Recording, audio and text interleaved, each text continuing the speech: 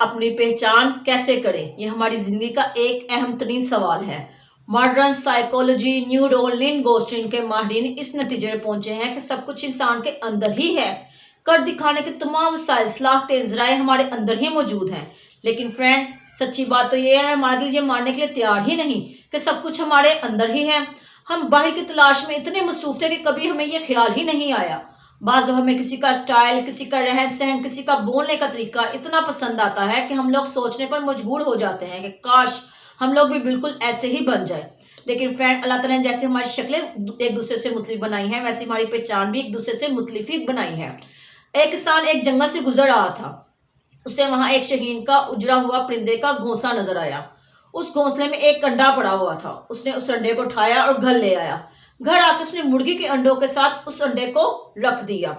कुछ दिनों के बाद मुर्गी के अंडों में से चूजे बाहर निकल आए, तो शहीन का अंडा भी तोड़ के उसका परिंदा बाहर निकल आया। जैसे उसका परिंदा शहीन का बाहर निकल आया, उसने अपने इर्द गिर्द के चूजों को देखा।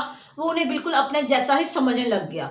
वो उनकी तरह ही खेलता, उनकी तरह खेलता कूदता, उनकी तरह सोता, उनकी तरह खाना खाता। वो उसी की तरह जिंदगी गुजारने लग गया। एक दिन उसने आसमान पर देखा तो कुछ शहीन के परिंदे आसमान पर उड़ रहे थे। तो उसने आह भर के कहा, काश मैं भी एक परिंदा होता और मैं भी आसमान पर इसी तरह उड़ता। फ्रेंड, चूजों के साथ रहते रहते उसने अपनी असली ताकत को खो दिया था, बल्कि मैं तो कहूंगी आस्ता आस्ता उसने अपनी असली ताकत को खत्म ही कर दिया।